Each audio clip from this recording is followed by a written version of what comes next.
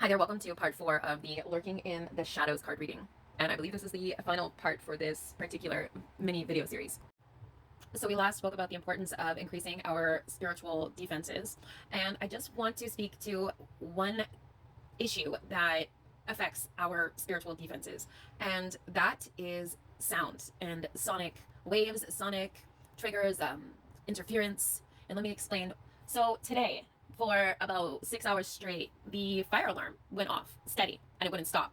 Now this is like an apartment fire alarm, like a regular one that you would, find in a regular apartment. And it was brand new and it was installed just like a couple months ago. And so there's been a lot of spiritual interference with these fire alarms. And today in particular, one of the fire alarms I actually threw out on the balcony because I've believed that I was possessed for a while and I just wanted the intrusive sound to stop. So I threw it on the balcony, and our balcony is heavily haunted by an entity that was like banished to that space, but not completely transmuted from or evicted essentially from the area. And so anyways, this fire alarm was going off on the balcony all day. And it won't stop and it won't shut up. And I think the only way to get it to stop is to maybe smash it with a baseball bat. It's hard to say for sure. It stopped eventually, but only after about what felt like 5 or 6 hours. So anyways, I wanted to talk about, oh, there I am, the scary clone. I wanted to talk about sound and how it affects us spiritually and psychologically. And I did a little bit of research on this one just this morning.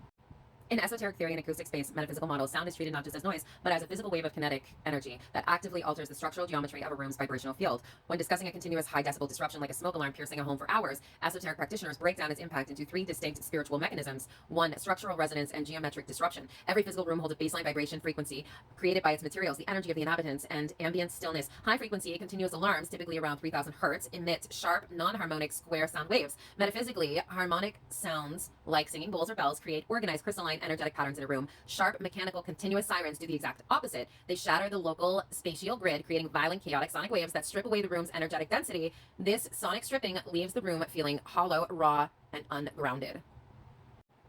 Number 2, forcing the human energetic field into shock yield. A human's auric or energetic field is heavily tied to the autonomic nervous system. When exposed to a high-pitched alarm for extended periods, the body is forced to release continuous adrenaline and cortisol. In energy work, this biological reaction causes the human biofield to contract rapidly, creating localized tears or weakness in your personal aura due to sheer sensory fatigue. When a human field contracts in panic, it stops projecting its natural protective aura into the surrounding room. This drop in aura coverage creates a vacuum, which is precisely how low vibrational or parasitic presences gain access to a space without having to break through active spiritual defenses.